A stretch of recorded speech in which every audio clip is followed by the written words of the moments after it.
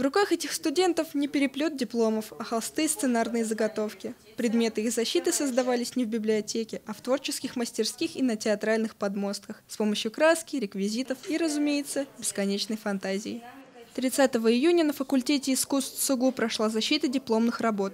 Будущие выпускники отделений изобразительного и актерского мастерства защитили свои картины и сценические выступления перед комиссией, в состав которой входили видные культурные деятели Северной Осетии и Москвы. Так, одним из членов комиссии была Маргарита Хабарова, начальник управления региона России, корреспондент Российской академии художеств.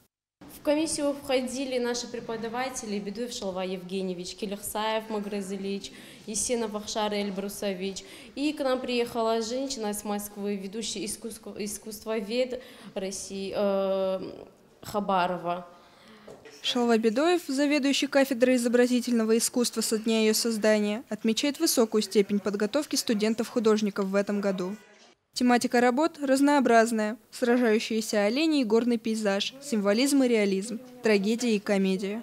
В общем-то, ни одну тройку мы не поставили, это хороший показатель. И достаточное количество пятерок. Мы даем творческие свободы. И они даже, вы видели сегодня, что дипломы все разные, сделаны в разном стиле. Они, естественно, соответствуют системам преподавателей и их творческим взглядам. Факультет искусств СУГУ начал функционировать в 1989 году, и студенты и выпускники факультета принимают участие в отечественных и международных выставках. Среди них есть лауреаты государственных премий, заслуженные художники и народные артисты, известные как в России, так и за рубежом. Ирина Круглова, Артем Балатаев, Осетия ТВ.